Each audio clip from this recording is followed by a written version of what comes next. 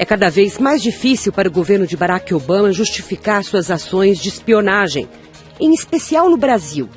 As explicações da Casa Branca sempre acabam desmentidas por novas denúncias de Edward Snowden, ex-analista da Agência Nacional de Segurança dos Estados Unidos.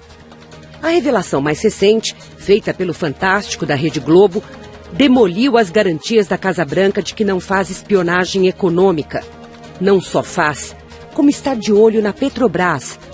Os americanos cobiçam a tecnologia brasileira para extrair petróleo em águas profundas e querem saber mais sobre as imensas reservas do pré-sal.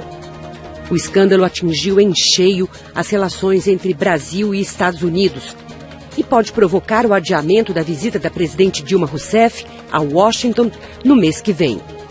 Também surgem pressões para adiar o leilão dos direitos de exploração de petróleo no campo de Libra, na Bacia de Santos, na região do pré-sal. O leilão está marcado para outubro e empresas americanas querem participar. A grande questão é como o país pode se proteger da poderosa máquina de espionagem dos Estados Unidos. Afinal, ninguém mais acredita que tudo isso seja apenas para combater o terrorismo. A presidente Dilma Rousseff insiste, abre aspas, o motivo não é segurança, mas interesses econômicos e estratégicos. Fecha aspas. E para falar da espionagem americana no Brasil e também dos interesses que envolvem a indústria do petróleo, aqui no país e no mundo, recebemos Hildo Sauer, diretor do Instituto de Energia e Ambiente da Universidade de São Paulo, e Roberto Godoy, jornalista do Estado de São Paulo, especialista em questões de inteligência e defesa. Sejam muito bem-vindos. Eu acho que agora, com essa denúncia nova do Snowden, fica claro que, então, não era apenas uma questão política, mas a espionagem também tinha interesses comerciais. O que eles estavam buscando na Petrobras, o que dá para imaginar, uma vez que a gente não sabe exatamente que tipo de acesso tiveram às informações da empresa. Mas por que uma agência de informação de inteligência americana entraria na Petrobras? Com que objetivo?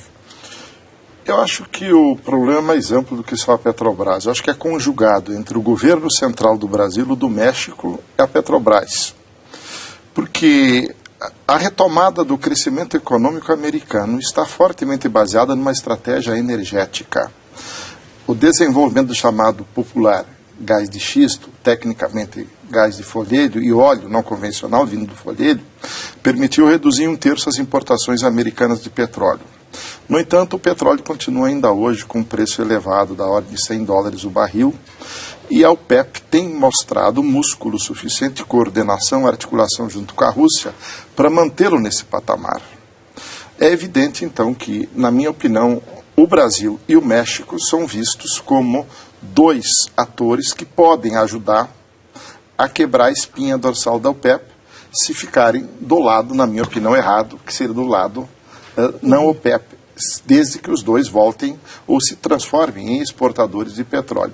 De maneira que tem razão quem diz que a espionagem é econômica, mas a econômica, neste caso, é sobre a soberania e é sobre a segurança, porque a soberania maior que um povo pode ter é garantir o seu bem-estar a partir do seu trabalho, dos seus recursos naturais, da sua tecnologia. Eu já vou querer que você explique mais, mas eu quero saber a sua opinião também, Roberto. Veja, vamos nos colocar do outro lado da espionagem, do lado de lá da lente. Eu olharia com certeza para a Petrobras, né?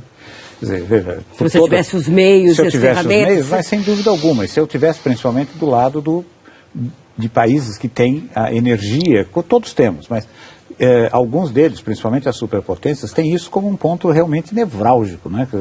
Dependência crescente, seus próprios recursos em crise, né? Enfim, em esgotamento, alguma coisa assim, e aí você tem que estar de olho no que vem nas novidades e, principalmente, na saúde de quem cuida disso. Quer dizer, veja, o Obama, quando esteve aqui no Brasil, disse que, olha, nosso interesse no pré-sal é que nos tornemos o principal cliente do pré-sal. É uma ótima intenção. Veja, vamos projetar isso para daqui a 50 anos, uma grande incógnita. É, claro. Né? Agora, como é que a máquina é capaz de ir mais fundo que isso, a máquina de espionagem? Sim, sem dúvida alguma. Veja, a gente está, agora estamos completando os 10 anos do atentado de 11 de setembro. Naquela ocasião, Os Estados Unidos já tinham um programa chamado Duende Verde, que a cada 3 horas abastecia os principais gabinetes de Washington, a começar do presidente. Duende Verde. Duende Verde. Que abastecia com quaisquer informações que fossem requisitadas. Ou seja, há 10 anos você podia pegar qualquer celular, qualquer sistema de comunicação, veja, se a gente pensar, por exemplo, na tecnologia que era usada pela internet há 10 anos, é como se a gente estivesse falando agora da pata do dinossauro. Né? E, no entanto, já existia esse esquema. Ele só fez crescer. Então você tem um dado que é bem significativo, que é o seguinte: até então, até o 11 de setembro, haviam sido gastos nos 10 anos anteriores cerca de 1 bilhão e 800 milhões de dólares no desenvolvimento desse sistema. De lá para cá foram gastos 33 bilhões. Eles podem fazer qualquer coisa. Qualquer coisa. Agora, quando o governo americano garante que essas informações não são para serem repassadas para as empresas, para prejudicar a concorrência, para, enfim, usar o segredo industrial como qualquer interesse econômico sugeriria, dá para acreditar? Não. Em hipótese alguma. É evidente que não, porque, veja, a razão principal dos Estados Unidos ter uma força tão potente é para assegurar a hegemonia econômica. A militar faz parte da estratégia, na minha leitura, econômica, de garantir crescimento econômico e acumulação de lucros. E o predomínio dessa relação em escala mundial. O petróleo no último século foi o elemento, ao lado da eletricidade e outras tecnologias, telecomunicações, mas o petróleo que mais permitiu incrementar a produtividade social do trabalho e promover a circulação em escala sem precedentes de mercadorias, pessoas, e de produzi-las com menor esforço, permitindo mais acumulação. É por isso que o petróleo está no centro de todos os grandes problemas geopolíticos. O Oriente Médio, apesar de ter outras dificuldades históricas que devem ser reconhecidas, mas o problema maior é que exatamente lá está o petróleo, que é buscado por ter esse papel. Então, neste caso, se o governo americano, e de maneira muito honesta, em março de 2011, ele divulgou um documento sobre a estratégia energética americana, que tem alguns pontos importantes. Primeiro, consolidar a produção do gás e o óleo não convencional, do folhelho ou xisto, que já permitiu reduzir a importação substancialmente, reduziu o preço, com isso a retomada do crescimento econômico. É bem barato. E manufatura é $20 o barril equivalente de gás, de petróleo em gás, e contra o 100. Então isso dá uma margem econômica enorme. O segundo é biocombustíveis americanos, e onde tiver, papel pequeno, mas importante. A plataforma continental americana e duas coisas que tem a ver, espalhar pelo mundo o programa do shale, para que no mundo inteiro, especialmente a China, a América Latina e a Europa, passem a produzir e assim reduzir o preço do petróleo. A China tem reservas enormes também, não é? O mundo consome hoje 30 bilhões de barris de petróleo por ano. De xisto. Mas o problema vem do petróleo. 30 bilhões de barris de petróleo por ano. O ganho médio hoje é de $100, fora as transferências. Capital e trabalho líquido é muito baixo ainda. Então isso dá um excedente de 3 trilhões de dólares num PIB de 65 trilhões. Então esse excedente é disputado. Essa estratégia ali está disputa pela soberania.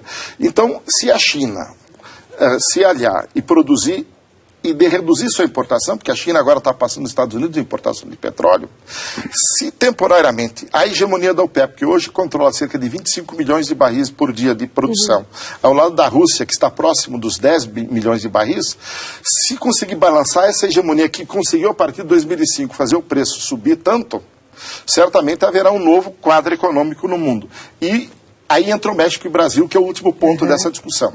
Mas quando você diz não acredito. Eu já quero voltar já, mas também queria ouvir a sua opinião. Se você acha que, quer dizer, essa informação é repassada para os players, para os concorrentes, os que vão disputar... Eu não vejo, assim, o problema da concorrência ou não concorrência. Eu vejo isso mais... Como uma grande estratégia. Uma estratégia. Por exemplo, os 2 pontos, só para encerrar essa discussão sobre... eles querem que o governo mexicano abra o Golfo do México mexicano, porque o Golfo do México americano já está em produção, para produzir ali perto, fora a plataforma continental americana. E colocam o acordo assinado com muito ênfase em março de 2011 entre Rousseff e Obama como um grande ponto da estratégia de cooperação entre os dois países para produzir o quanto antes o mais petróleo possível do pré-sal, que estaria próximo. Agora, a pergunta é, quem assinou esse acordo? A presidente da República estava ciente de que lado estava se tomando essa decisão? De que estratégia geopolítica? De como preservar o valor do recurso do pré-sal? Mesmo sem saber até hoje quanto petróleo tem no pré-sal. Nós estamos entrando nessa estratégia, parece que com um certo grau de ingenuidade, me parece. Essa espionagem... Eu quero que você explique melhor isso, porque eu acho que merece... Essa espionagem só vem a confirmar, na minha opinião, que nós precisamos repensar o nosso posicionamento. Acho que isso é um papel para a academia, para o Congresso Nacional, para o Planalto e para a sociedade em geral. Está na hora de repensar a estratégia em relação ao petróleo. O que você acha? Pois é, eu acho que esse conjunto, o conjunto de informações que é coletado, naturalmente, vamos imaginar o seguinte, eu odiaria que um diplomata brasileiro, tomando conhecimento de uma informação que é vital ou importante para negócios do Brasil, não a repassasse para os interessados. Claro que sim. Isso não precisa ser uma coisa formal, papel. Se você encontra alguém e diz e comenta, preste atenção, coisas assim, ou pode ser formal, pode ser mais avançado do que isso. Mas é diferente um diplomata que num contato social, numa reunião, num congresso, num simpósio... Sim, isso faz parte do pacote de trabalho dele, sem dúvida alguma. Outra coisa é entrar dentro do sistema. Agora, entrar dentro do sistema, aí é bisbilhotagem mesmo. Tá? E eu não tenho a menor dúvida de que a maior parte das informações coletadas, principalmente do caso do Brasil e do México, né? E aí vamos entrar mais adiante numa outra questão, que é a seguinte, os dois países são países emergentes, importantes, essa coisa toda e tal, mas não significa que sejam os únicos esses chefes de Estado, esses governantes, são os únicos que estão sendo monitorados. Hoje mesmo, por exemplo, hoje especificamente, na Alemanha, houve um episódio. Quer dizer, a Alemanha também se sentiu espionada e hoje fez sobrevoar a embaixada americana um helicóptero com sistemas de sensoriamento para fotografar, para estabelecer o tipo de antena, essa coisa toda. O governo americano protestou e o governo alemão falou, sim, fizemos, sim. Quer dizer, ou seja, o grau de irritação está ficando alto não vai evoluir além disso. Por quê? E aí, deixa eu dizer uma coisa que também eu acho que a gente não pode... considerar que haja, enfim, é uma questão absolutamente pragmática. Alguma coisa vai mudar? Não.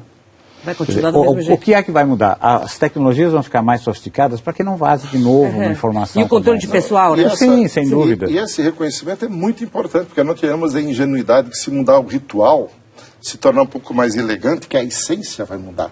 A essência não vai mudar porque a essência está no conflito de interesse sobre o papel do petróleo, do seu papel, na possibilidade de permitir a acumulação, a geração de excedente econômico e especialmente agora... Mas o que eles precisariam saber, Hildo, dentro da Petrobras, digamos, que fosse tão estratégico, que é fundamental fazer uma operação desse tipo, mais arriscada, um sistema de monitoramento de bisbilhotice, quer dizer, o que é mais estratégia? A quantidade das reservas, a dúvida sobre o que o governo divulga? Eu acho que em primeiro lugar estaria saber se de fato o governo brasileiro que assinou esse acordo em março de 2011 está disposto a cumpri-lo na forma como ele foi pactuado, que previa uma enorme presença de empresas americanas, que aliás já estão aqui, a Halliburton, a Schlumberger, que é franco-americana, a Baker Hughes estão aqui, são essenciais para a Petrobras. Há muitos interesses americanos de diferentes fontes nisso. Aquelas prestadoras de serviços, as Oil Service Companies, as eventuais petroleiras americanas que queiram produzir aqui, estão marginalmente hoje presentes aqui, a Chevron, inclusive com problemas ambientais e tal. Mas eu acho que o maior problema não está nesses interesses diretos. Está a saber se Brasil, México e outros países, a própria China, se ela vai aderir à Global Shale Initiative.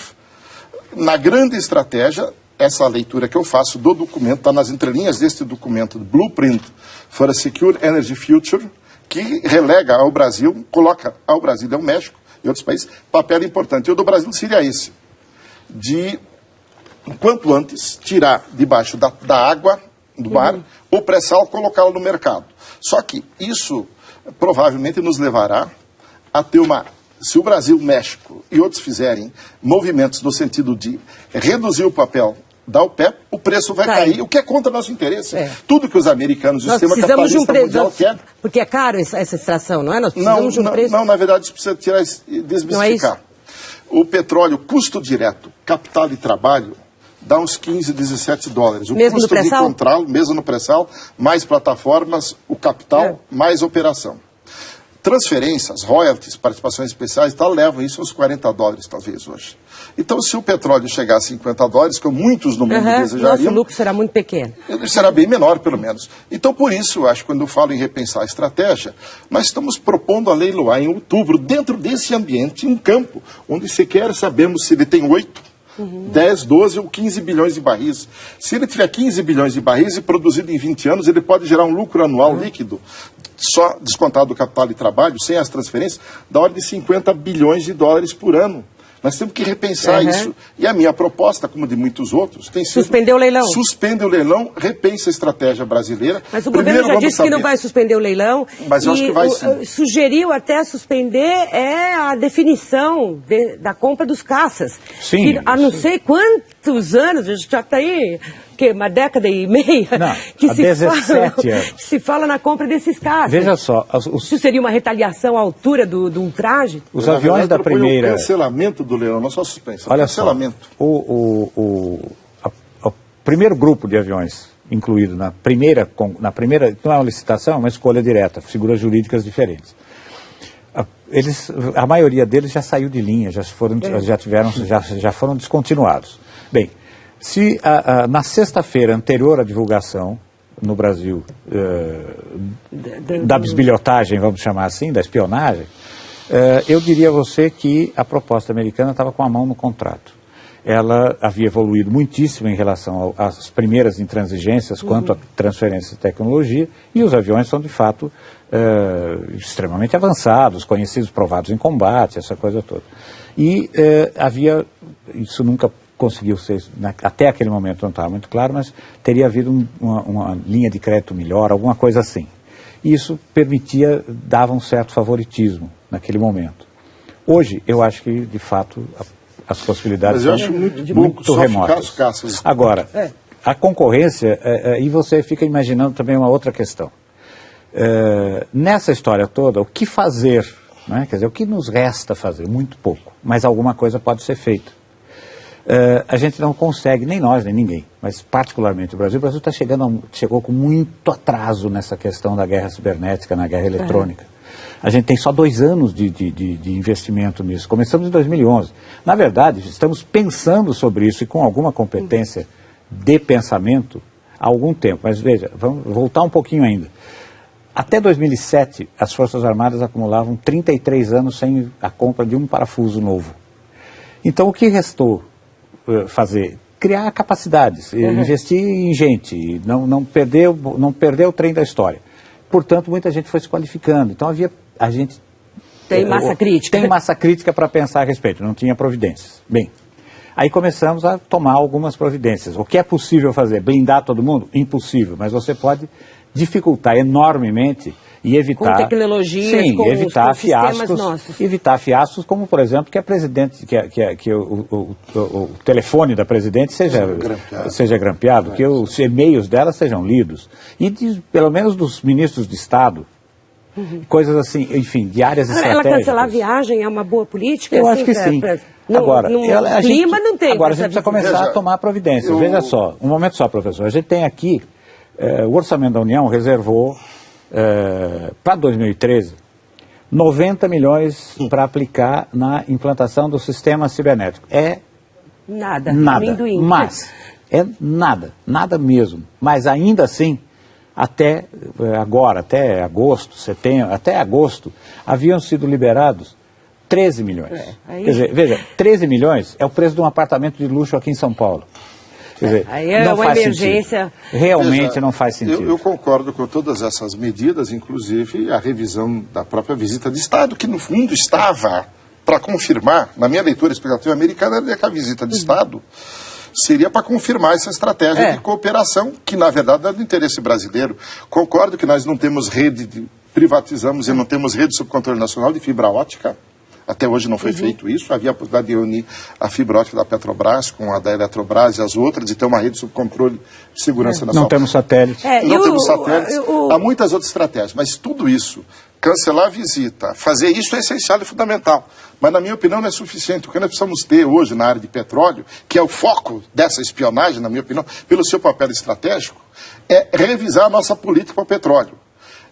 Ter descoberto uma província nova, geológica, confirmada, que pode ter 100, 200 ou 300 bilhões de barris, exige que nós temos uma outra visão sobre qual é o papel ao mesmo tempo, o governo é cobrado e se ressente também do atraso na licitação, no início da exploração, que a gente já sabe como é que vai gastar o dinheiro do pré-sal, mas ainda não fez as licitações. Eu pergunto, se não isso, quando? Se não através de licitação, como? E em que momento? E, afinal de contas, posso fazer minha proposta? O Lauro Jardim, da revista Veja, publicou agora à tarde que os servidores da Petrobras são todos abrigados numa empresa americana também. Então, até que ponto a vulnerabilidade já não começa exatamente da dependência tecnológica de uma empresa estrangeira? Daqui a pouquinho, depois do intervalo.